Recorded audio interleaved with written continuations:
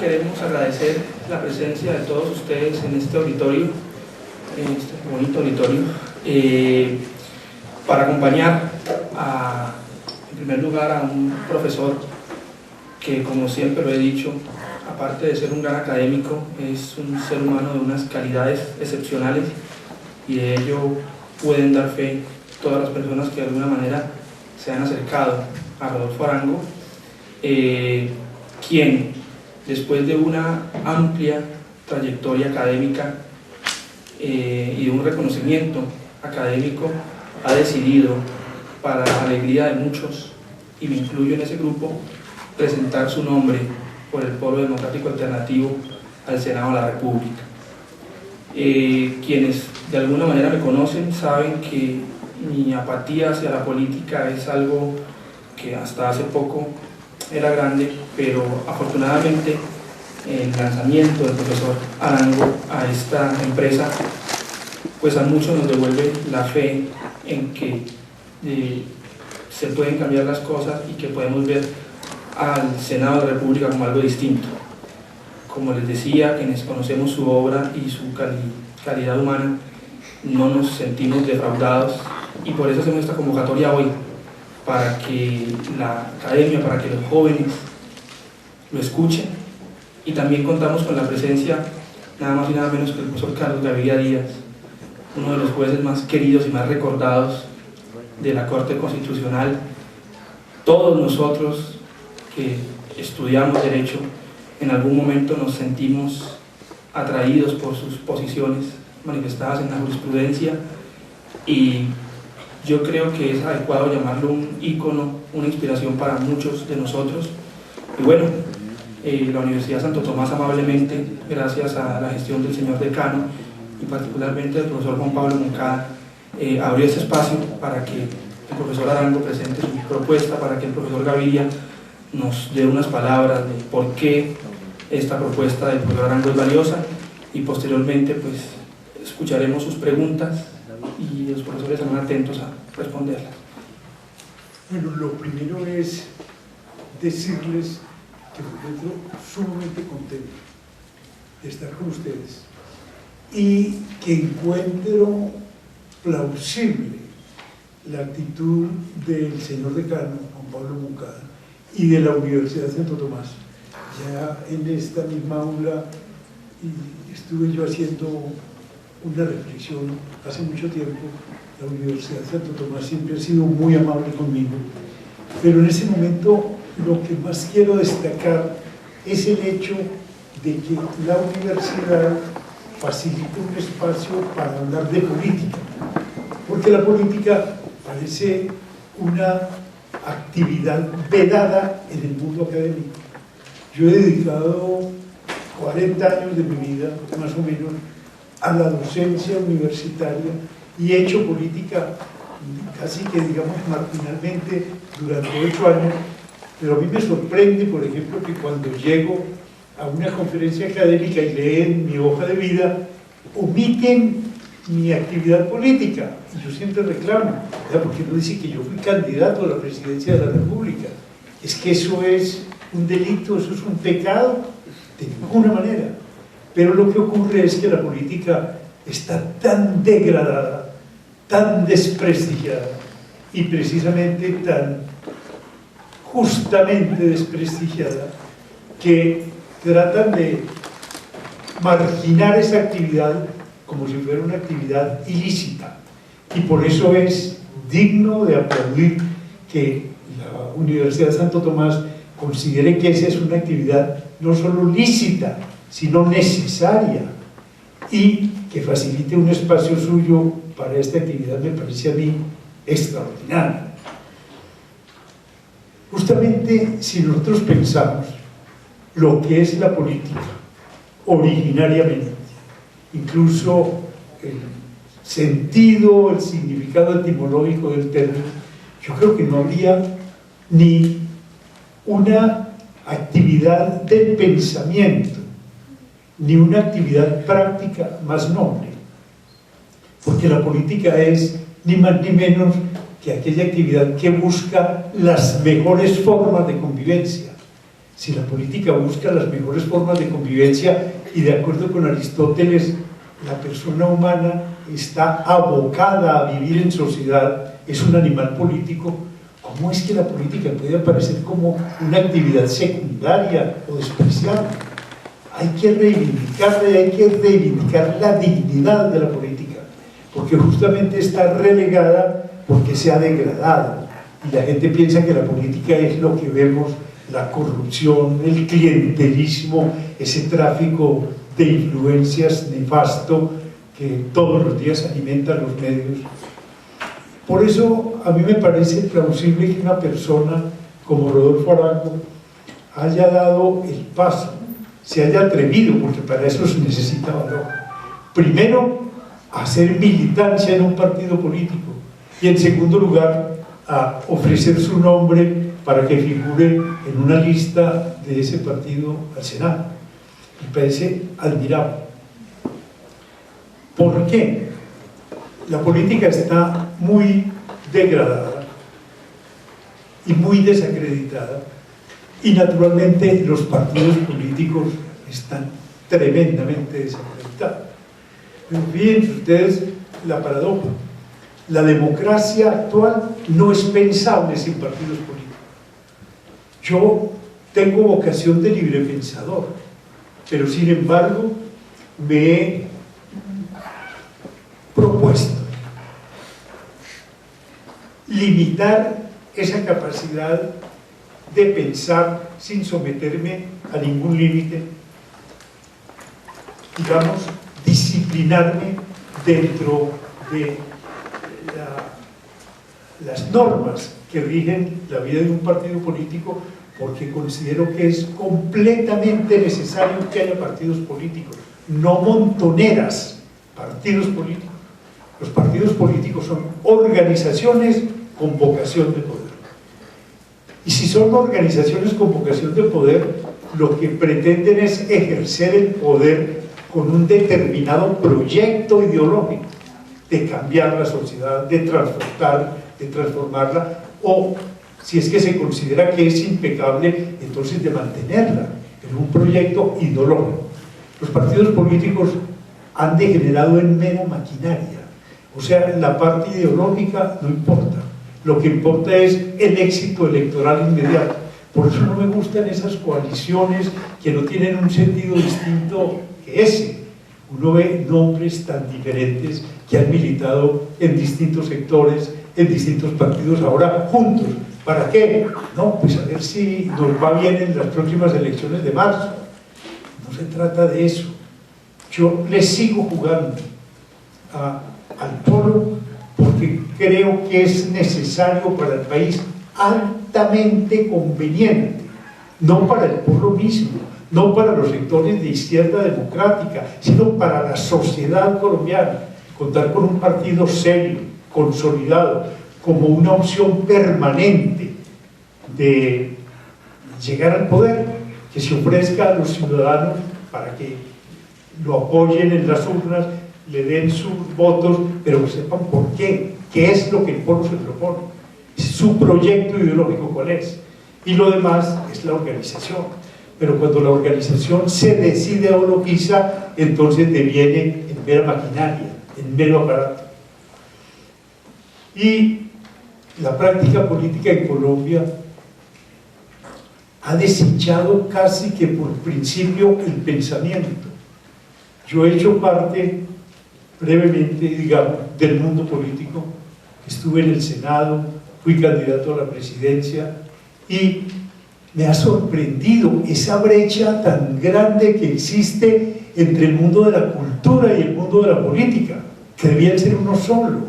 Es que la política hace parte de la cultura, pero cuando uno como político llega al mundo de la cultura lo miran con recelo, usted es una persona extraña aquí. O cuando en el mundo de la política habla de la cultura, también lo miran como un ser extraño. ¿Qué es esto? Es que la cultura no tiene nada que ver con esto.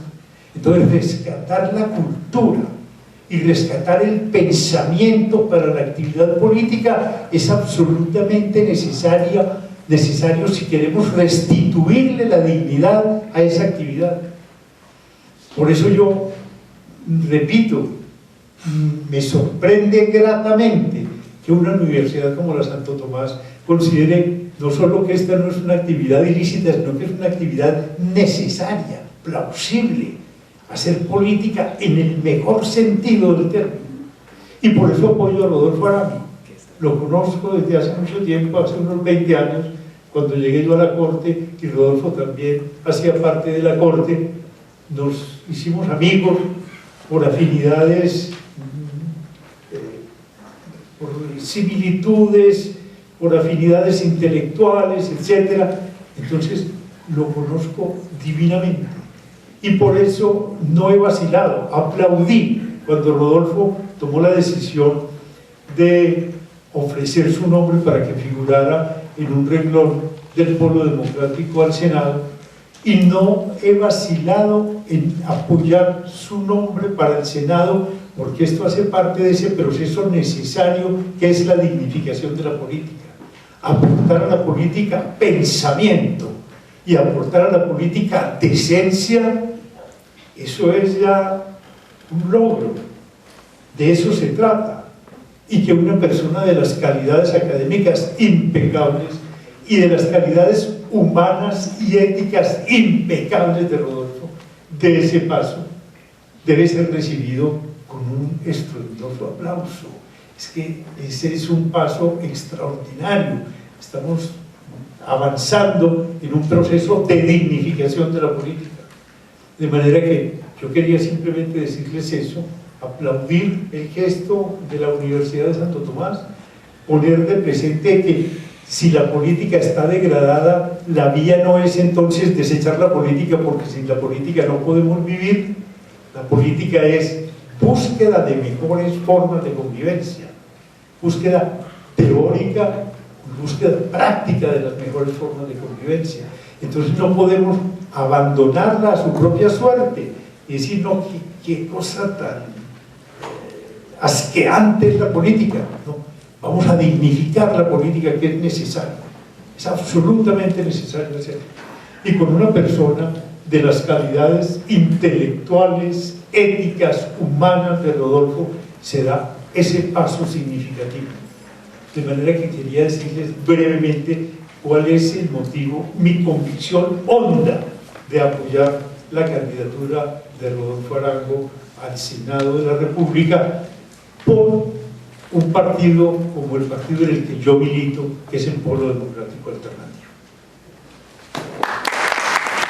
Muchas gracias, ante todo a la Universidad Santo Tomás por esta generosa invitación, a la presencia de todos ustedes acá esta mañana, que dedican el tiempo a la reflexión política, pese a estar destinado más bien este tiempo a estar en las aulas, aprendiendo cosas concretas de sus materias, de sus carreras, pero que este aprendizaje podría significar algo más existencial, quizá llegara a responder algunas de las preguntas que les inquietan más en esta época. Quiero agradecer especialmente a Juan Pablo Sterling por haberse tomado todo este trabajo de organización, a Juan Pablo Moncada igualmente por permitir el espacio, al candidato de la Cámara por el Polo también, el doctor Eslava, que está aquí presente también con nosotros y que quisiéramos escuchar en la discusión.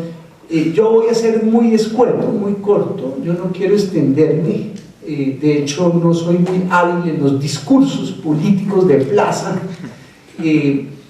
pero quisiera puntualizar algunos aspectos que creo son centrales en la propuesta política que he sometido a los votantes para llegar al Senado de la República, y después escucharlos. O sea, lo que más me interesa realmente después es abrir una discusión muy informal, muy abierta con ustedes, para que podamos tocar múltiples puntos que seguramente los inquietan bastante, y sobre todo agradecer al maestro Carlos Gaviria por esas palabras tan sabias y tan elogiosas que ha dirigido, y que creo que son una mejor introducción a lo que ha sido un poco este propósito. Realmente yo he tomado esta desafío que me plantea inicialmente Jorge Robledo hacia agosto del año pasado.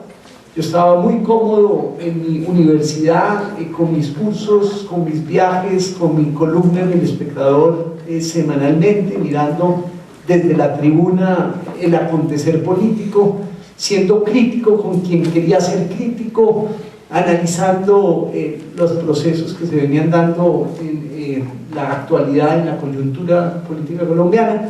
Y viene Jorge a decirme, necesitamos que apoyes la lista del Polo al Senado y quisiéramos incluir tu nombre. Y mi primera reacción fue: Jorge, no hagas eso, yo les quito votos, no les pongo votos, ¿no? Ni siquiera mi madre va a votar por mí porque es uribista. En el sentido, pues realmente creo que te equivocaste, Jorge, de elección. Sin embargo, quedó rondando, sobre todo yo tengo y Carlos lo sabe, un cierto, digámoslo así, defecto de formación, y es que si hay un filósofo que siempre me ha seducido profundamente por la hondura de su pensamiento, es el filósofo alemán Immanuel Kant. Y Kant tiene una noción muy clara sobre el deber, que en mí pues quedó como que muy bien impreso en mi formación, y vi ese llamado de Jorge como un deber.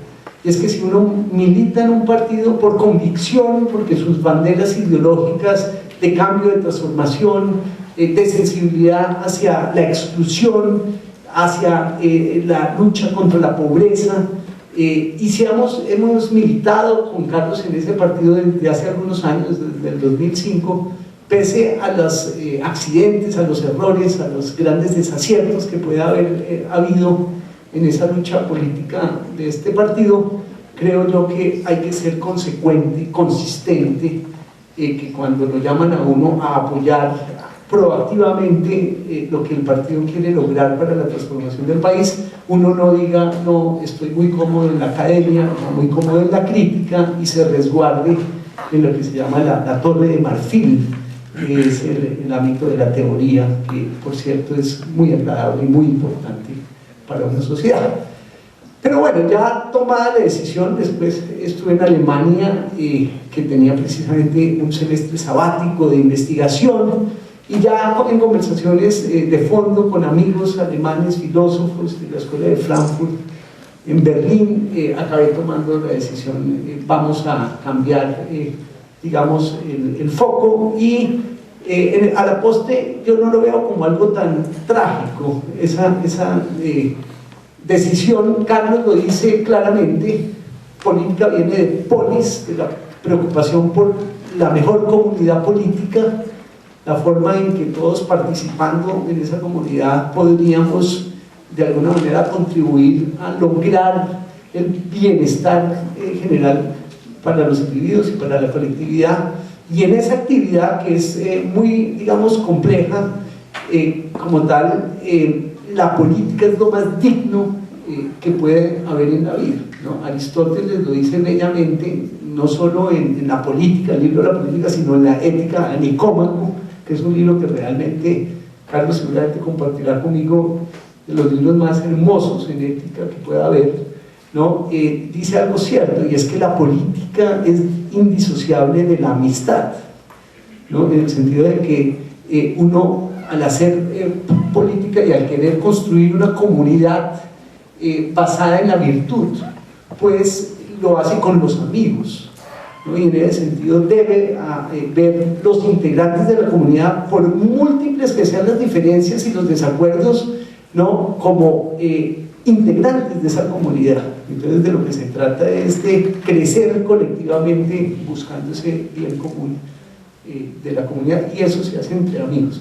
Porque hoy en día prima un concepto de política muy, como dice Carlos, degradado, muy pugnaz, de rapiña, y en ese sentido creo yo que está ganando un modelo de democracia que yo denominaría el modelo liberal, estrictamente liberal, que calca la acción política y la práctica política del mercado, la práctica del mercado, y es como gana uno en una competencia, en este caso política o puede ser económica, para posicionar un producto, en este caso el candidato, ¿no?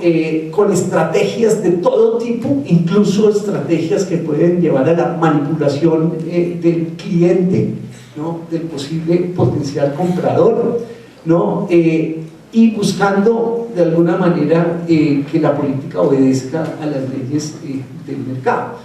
A esa visión se ha opuesto siempre una teoría de la democracia que a mí me parece muy bella.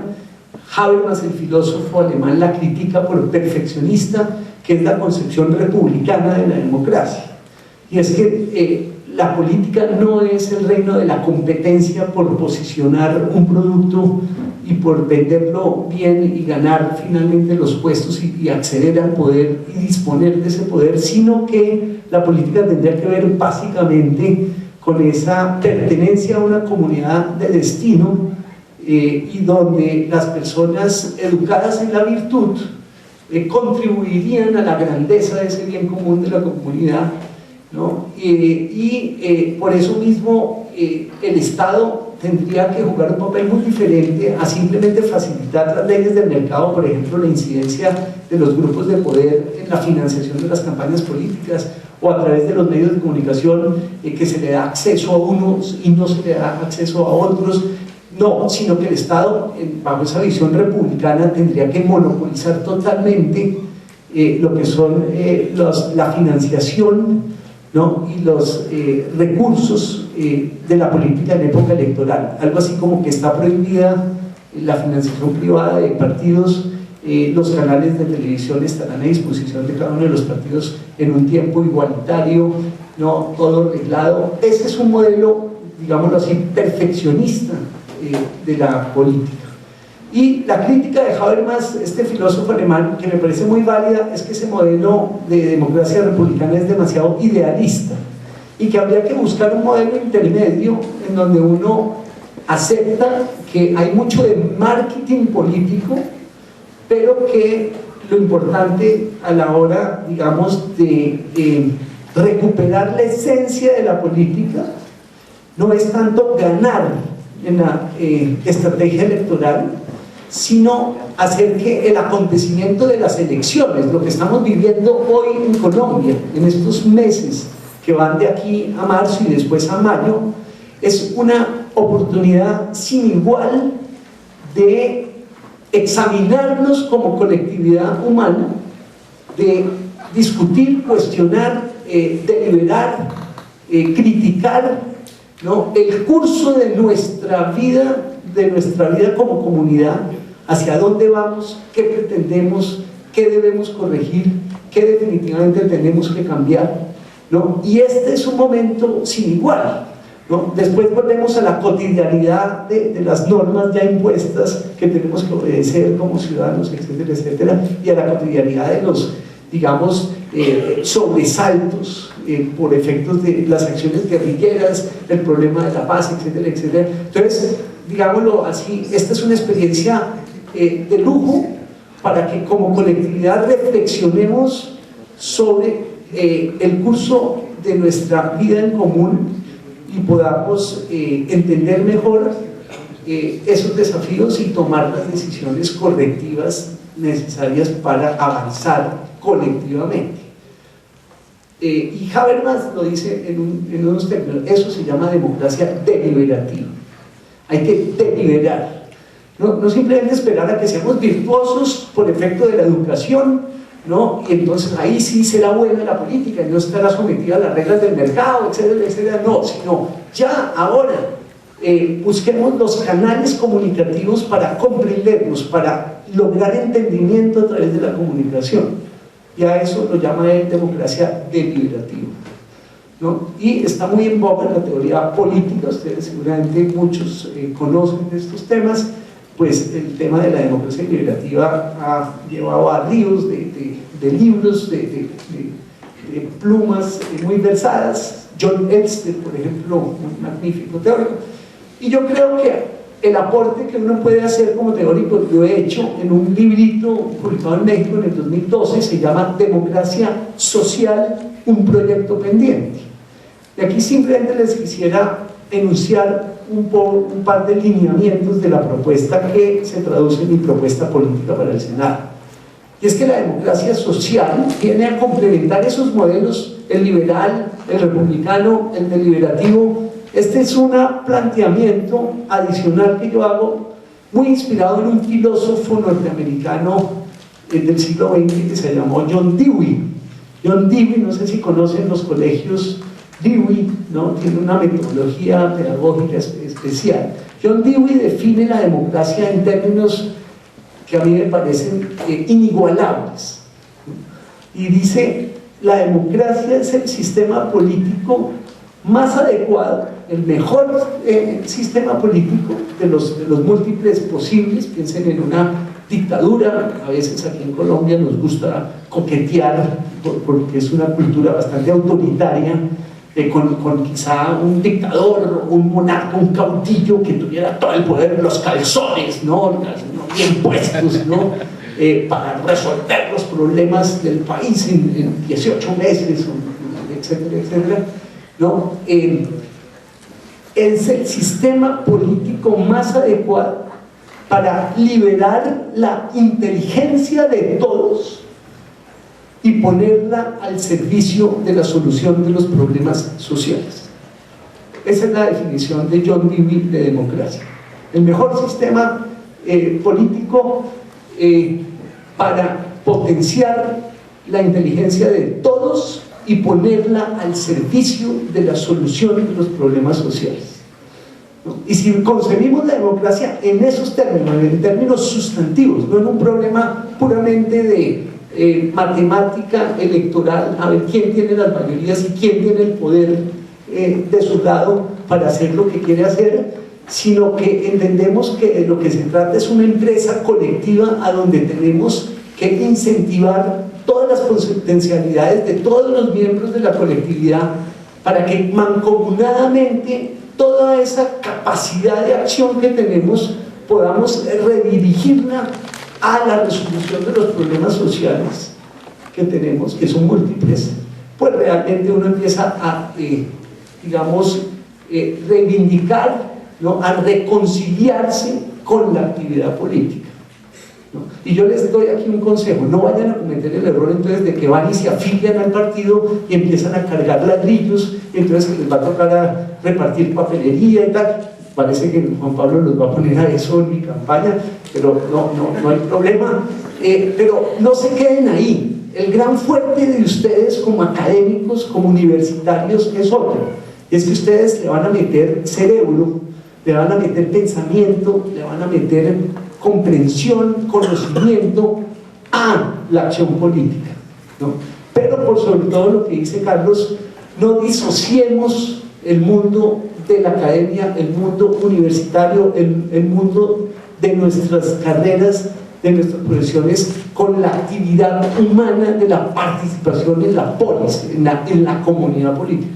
No tomemos ese error, porque ese error es un error basado en el facilismo, ¿no? Yo he dicho, por ejemplo, que el votante en blanco es muy respetable porque es una acción, ejercicio de un derecho político que está establecido en el orden constitucional, pero que a la postre obedece más casi a una reacción no tanto de indignación, ¿no? como de resignación.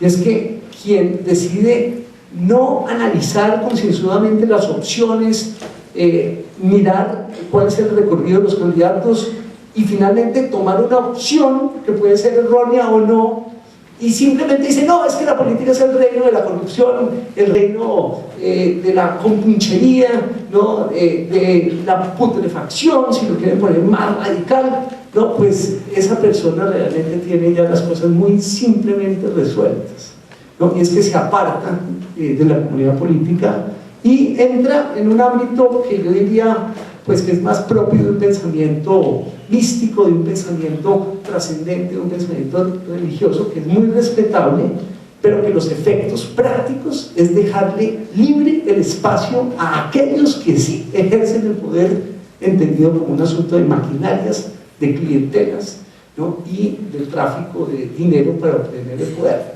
¿no? Y ahí el error es terrible porque les dejamos el espacio a aquellos que sí están dispuestos a abusar de ese poder. Entonces toda mi propuesta en últimas está fundada en cosas muy concretas como recuperar la educación, recuperar la justicia y recuperar la democracia en Colombia. Esos tres ejes están ahí en la página web rodolfoarango.com y ustedes los pueden estudiar, los pueden analizar, pueden tomar posiciones al respecto. Yo simplemente resumo qué caracteriza cada uno de esos tres ejes.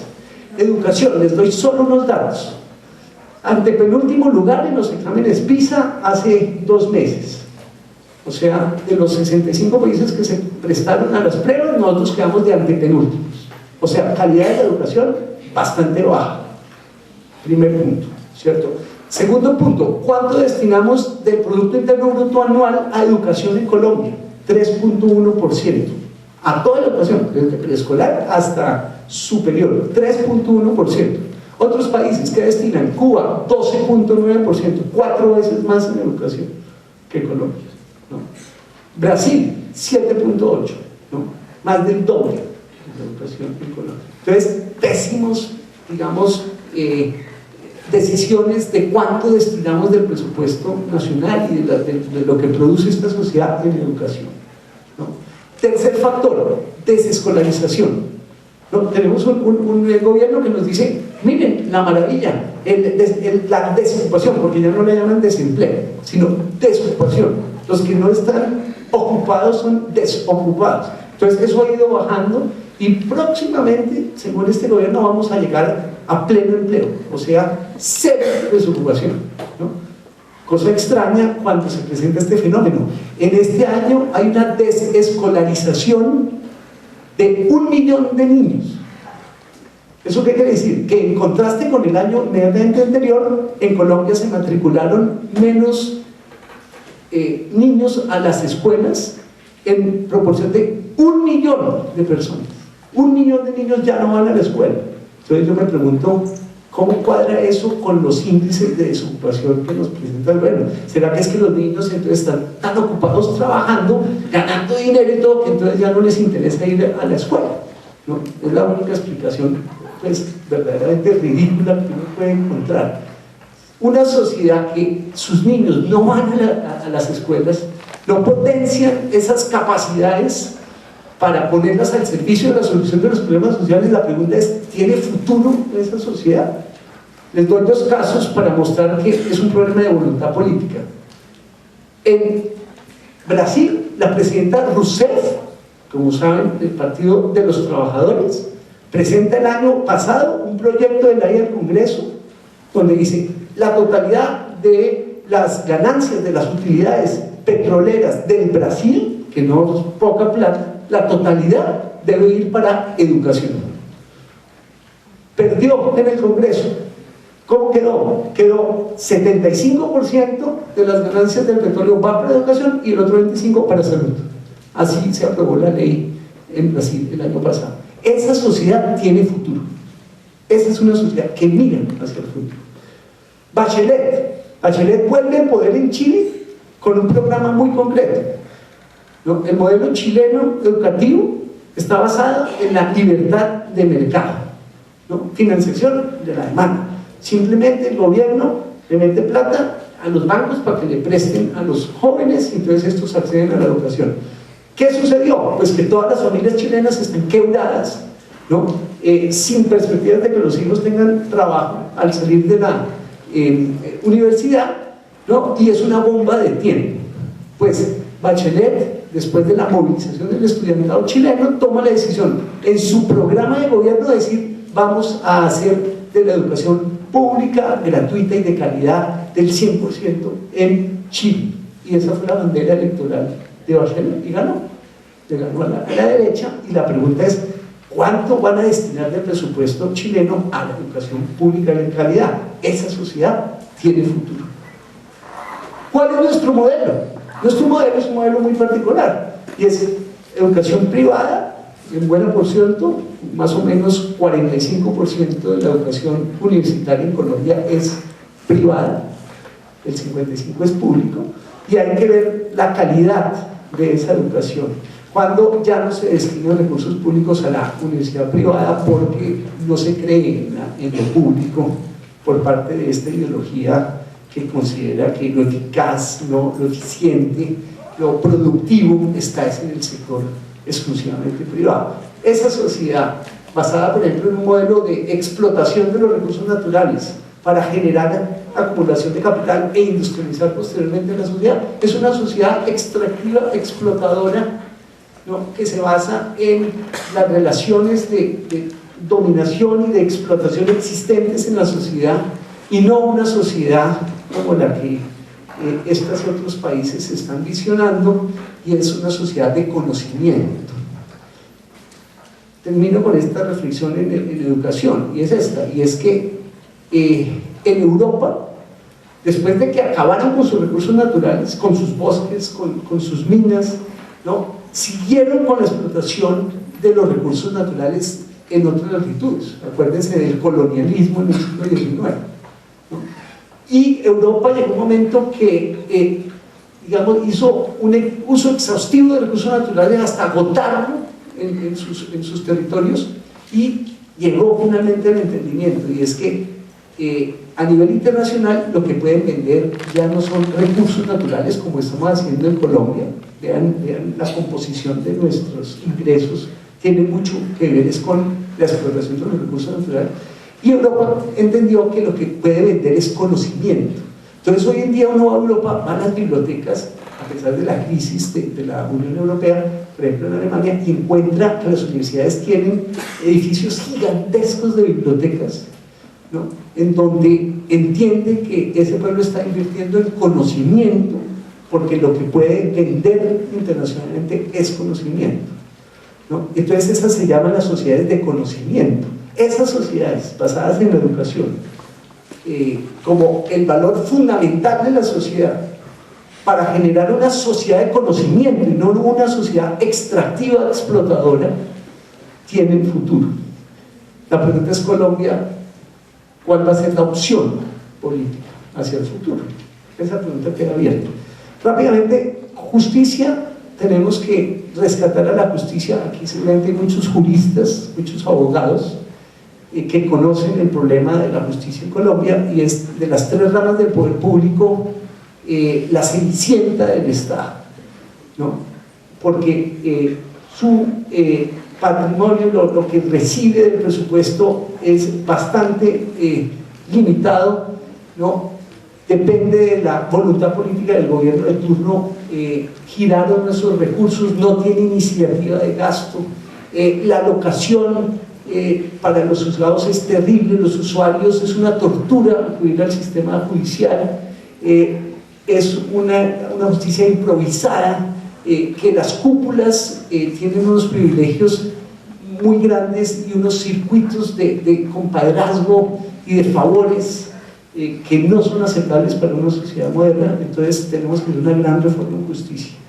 Y en democracia coincido con Carlos Gaviria en el sentido que no puede haber democracia en el mundo complejo, abigarrado de grandes masas como es la sociedad contemporánea, sin partidos políticos, sin organización, ¿no?, sin procedimientos, sin estructuras jerárquicas y sistémicas que permitan tener una voz como colectividad y tener un peso en la política nacional.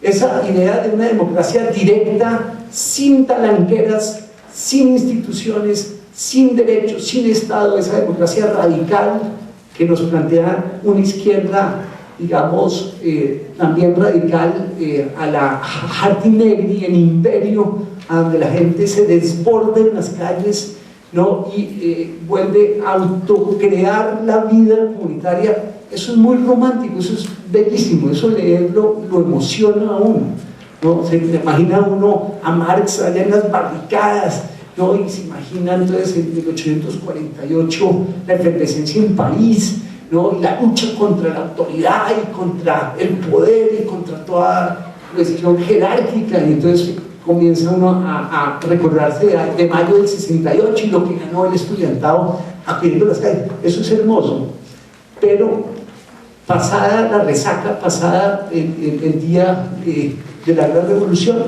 hay que volver a emprender la tarea de, bueno, ¿y cómo hacemos para resolver el problema de la pensión de la señora, el problema del acceso del señor a la salud, el problema de la igualdad en la educación?